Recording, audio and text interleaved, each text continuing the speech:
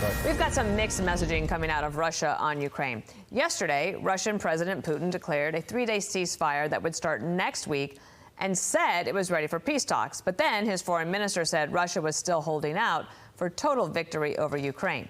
President Trump's special envoy to Ukraine, retired General Kellogg, joins us now. What are we to believe here? Dana, thanks for having me. Look, I think Lavrov is way off. We're in a pretty good position when it comes to the Ukrainians right now, and I think President Trump in his first 100 days has accomplished more than the previous administration did in 1,200 days, and not just the Biden administration. I'm talking about all world leaders. I don't care if you talk about the former Chancellor of Germany, Merkel, or you talk about French President Macron. President Trump has it right. Look, we were in London last week, Dana, and we came up with what we call a term sheet. We came up with 22 very specific actions that, after very candid and frank and hard discussions with the Ukrainians, we think we're in a very, very good position. They didn't like them all, but nobody's going to like the final position that you come up with. That's normal when you have any negotiations. But I think we're in a pretty good shape with them. And a 3-day ceasefire is absurd. What the president wants is a permanent, comprehensive ceasefire, sea, air, land, infrastructure, for a minimum of 30 days, and then we can extend that. He's absolutely right. The president has this one right on the money. And that's where we want to go to. And when you look at everything the Ukrainians are willing to work with, now it's over to the Russians, over to Putin. Okay, we've got one side. Now you need to come up with the other side. And I think we're close. Look, this is the last 100 yards to an objective in the military. It's the toughest 100 yards. It's sort of like a marathon. The first mile isn't the hardest. It's the last mile is the hardest. And we're in the last mile. We're almost there.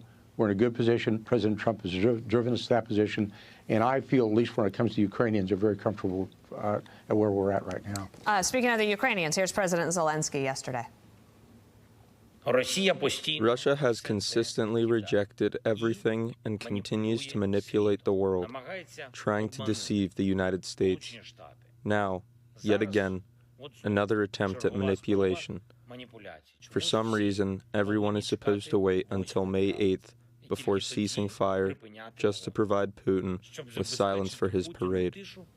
It sounds like President Trump and Zelensky are on the same page on that front, given your first on that answer. Yeah. But I wonder about this. Putin has continued to shell and bomb civilians in the country. Right.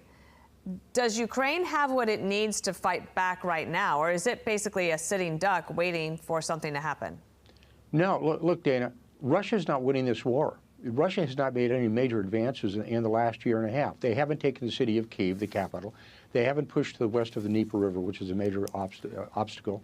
They haven't taken Odessa. They've lost hundreds of thousands of soldiers, and they haven't really moved anything. It moves by meters, not by miles. And the Ukrainians are fighting on their own soil. They're fighting hard. So when Russia says they're winning, no, they're not. If they were winning, they've already won this war after 3 years, and now we're into our 4th year. So I think they need to sit back and realize it. I think the Ukrainians are in a good position.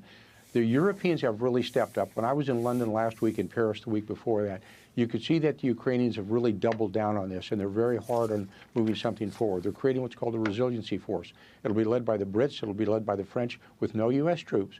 And they're really, really ready right now to reinforce, if they need to, their support of Ukraine. So this is at a stalemate. Nobody's going to win this war militarily. It's going to be done through diplomacy.